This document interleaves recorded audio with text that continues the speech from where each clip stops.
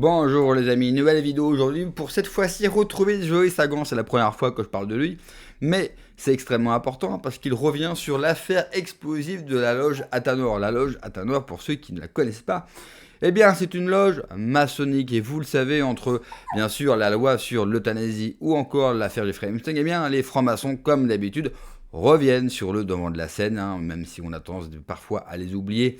Et même si les médias mainstream nous disent qu'ils ont de moins en moins d'importance, c'est bien sûr un mensonge. Écoutez bien parce que c'est une affaire qui est passée quasiment inaperçue et pourtant elle est gravissime. Mais juste avant bien sûr d'écouter Joey Sagan et Rémi juste au milieu d'ailleurs, n'oubliez pas comme d'habitude, j'ai besoin de votre soutien, donc n'hésitez pas à vous abonner, le pouce, le commentaire, le partage et le boost également. Si vous entendez une jeune fille avoir le hockey et tousser, eh bien c'est ma fille qui est juste à côté de moi. Décidément, je tourne avec elle tous les jours en ce moment. Je dois la garder. Et puis j'en profite aussi pour remercier tous les donateurs sur Tipeee, c'est extrêmement important. Et puis tous ceux qui m'ont rejoint sur Patreon, n'hésitez pas à me rejoindre sur Patreon. Vous avez du contenu exclusif toutes les semaines, tous les liens en description sous la vidéo. Allez, on écoute l'extrait et on en parle juste après. Ce qui est très grave, c'est qu'à un certain degré, et on l'a vu avec Athanor, ils veulent pas vraiment ça a été très très peu éditorialisé. Il y a eu une série en 2 parties dans Vanity Fair, la cellule investigation de Radio France, 2 ou 3 papiers de fond dans le Paris, et ça a été complètement. Et ce qui est dément, c'est que je trouve que toute la franc-maçonnerie, pareil, aurait dû avoir un communiqué de presse, aurait même dû avoir des sorties publiques sur toutes les chaînes, sur toutes les radios, pour faire un point, quoi, en disant là, et les journalistes d'ailleurs qui étaient eux-mêmes francs-maçons, quand ils traitaient le sujet, ils disaient jamais, je me souviens d'un papier, et Radio France et Vanity Fair, ils disaient jamais dans ma carrière journalistique, j'aurais cru écrire ça un jour.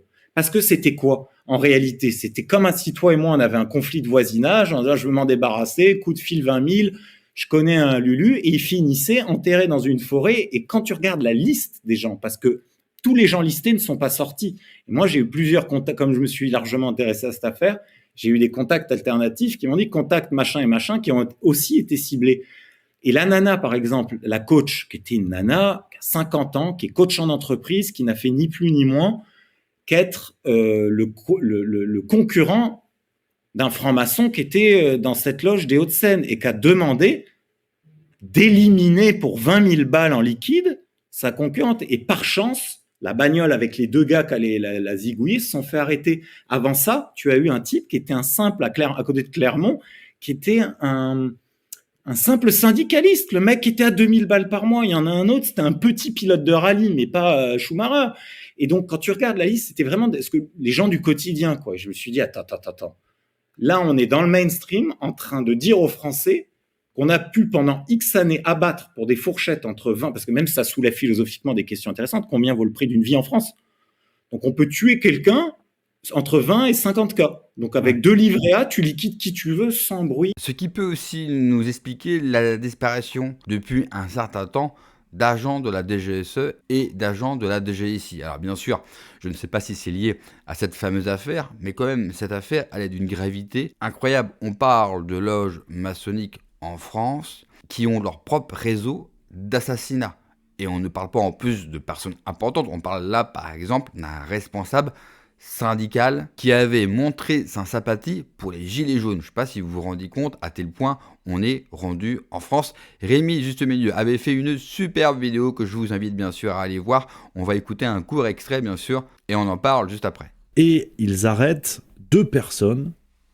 L'audition va vite permettre de comprendre qu'il s'agit de 2 agents de la DGSE, la Direction Générale des Services Extérieurs, qui vont révéler aux policiers une organisation criminelle et un acte qui a été directement commandité par un concurrent de Marie-Hélène Dini, un certain Jean-Luc Bagur, et ce pour un montant de 70 000 euros. Donc vous avez 2 anciens agents de la DGSE à qui on file un contrat pour buter Marie-Hélène Dini pour 70 000 balles parce que et le commanditaire de ça est un concurrent sur son secteur d'activité. L'enquête va avancer, l'enquête va s'étendre et les enquêteurs vont vite découvrir l'existence d'une loge maçonnique appelée Athanor qui fait le lien entre les différents intervenants dans l'affaire. Cette loge, elle est basée à Neuilly-sur-Seine, dans les Hauts-de-Seine. Elle est affiliée directement à la Grande Loge de l'Alliance maçonnique française et elle sert de façade. Cette loge Ataner, c'est ce que disent les médias mainstream, elle sert de façade à une officine criminelle. Alors, on continue à creuser un petit peu. Le fameux duo dont je vous parlais, donc cette organisation criminelle, est dirigée par un duo, un certain Frédéric Vaglio, ex-communicant reconverti dans la sécurité privée, et Daniel Beaulieu, ancien commandant de la DCRI, donc des renseignements intérieurs. On retrouve dans la loge, donc, qui est une officine criminelle, on retrouve des anciens agents de la DGSE, de la DGSI, des policiers, des agents de sécurité privée et des exécutants, tous liés à la loge, tous en lien direct. Autre article, autre source mainstream, cet article de France Culture qui en a parlé, Athanor, une officine du crime au cœur d'une loge maçonnique, un article du 30 avril 2021, où on peut apprendre, je cite, « C'est aussi par le biais de la franc-maçonnerie que Daniel Beaulieu maintient des contacts avec des hauts gradés de la police ou des agents actifs de la DGSE, notamment un certain FP basé au Kosovo, à qui il aurait transmis régulièrement des informations sensibles. » Donc, pour prendre la mesure de tout le bordel, vous avez une loge maçonnique directement reliée à la Grande Loge de l'Alliance maçonnique française, qui est une officine criminelle. L'objectif de cette loge était de permettre à des gens d'entrer en contact pour exécuter des contrats criminels, donc de surveillance, d'agression, voire d'assassinat, et ce pour des commanditaires fortunés, moyennant des dizaines de milliers d'euros. Il y a eu plusieurs crimes qui ont été identifiés. Ça, c'est un article de Libération qu'on a parlé. Libération en date du 12 juillet 2024. Donc, vous voyez, c'est assez récent. Ça fait environ 1 an au moment où je vous parle. On a eu notamment l'assassinat de Laurent Pasquali en 2018, un pilote de rallye tué pour une dette de 200 000 euros. Son corps est retrouvé en septembre 2019 dans un bois en Haute-Loire. Et l'enquête a montré que les commanditaires présumés, en tout cas au moment où je vous parle, sauf erreur, le jugement n'a pas eu lieu, c'est un couple du milieu automobile. Donc là encore, il y a une volonté claire d'assassiner un type. On a eu un projet qui est évoqué dans le complément d'enquête contre un syndicaliste, membre de la CGT dans l'Ain, visé pour être éliminé par sa patronne. Acte commandé par sa patronne. Il y a eu d'autres choses, il y a eu une affaire d'espionnage politique, notamment, je ne sais plus dans quel bled, à Sainte-Maure-de-Touraine, je crois, sauf erreur. Il y a eu un projet d'espionnage politique. Il y a eu beaucoup de projets qui ont été identifiés au cours de l'enquête. 7 contrats, très exactement, qui ont été identifiés.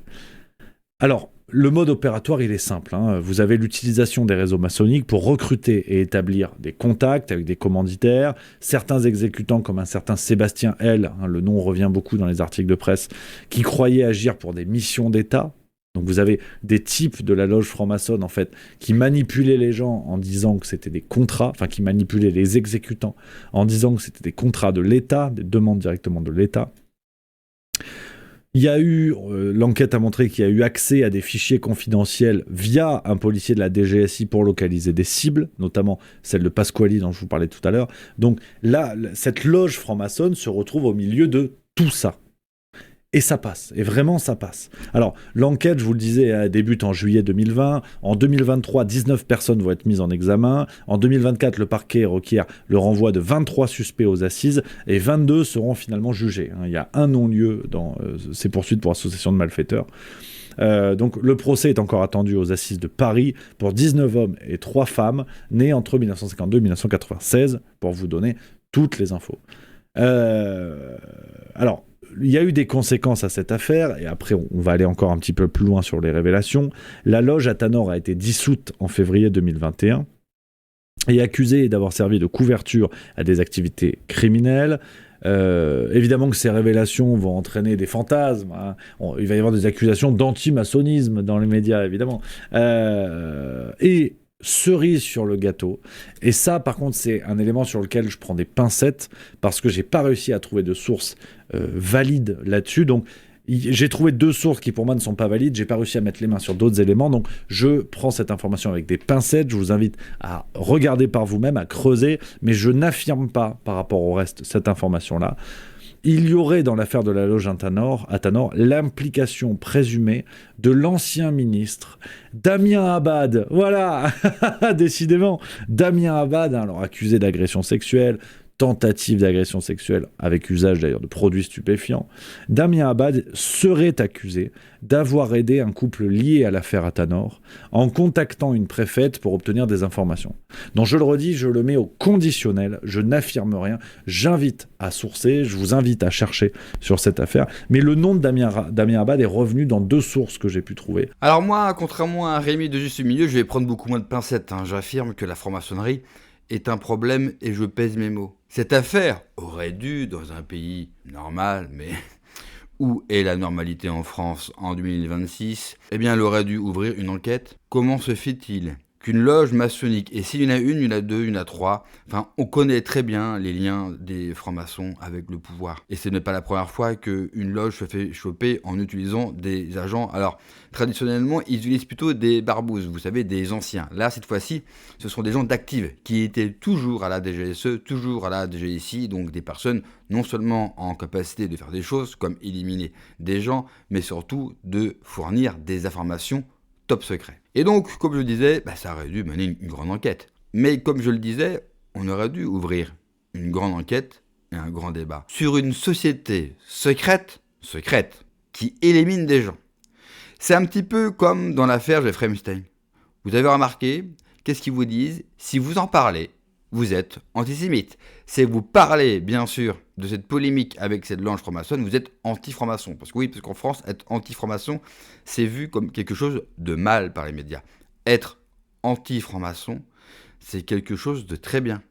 J'irai même plus loin. Si vous vous dites patriote, nationaliste français, si vous aimez ce pays, vous devez être automatiquement contre la franc-maçonnerie. Car la franc-maçonnerie a créé plein d'outils pour détruire la France, dont la République, dont la laïcité. Donc ceux qui veulent rester avec le système qui a détruit ce pays, je pense qu'ils se fourvoient. Rassurez-vous, depuis que cette affaire a été révélée, qu'est-ce qu'il s'est passé?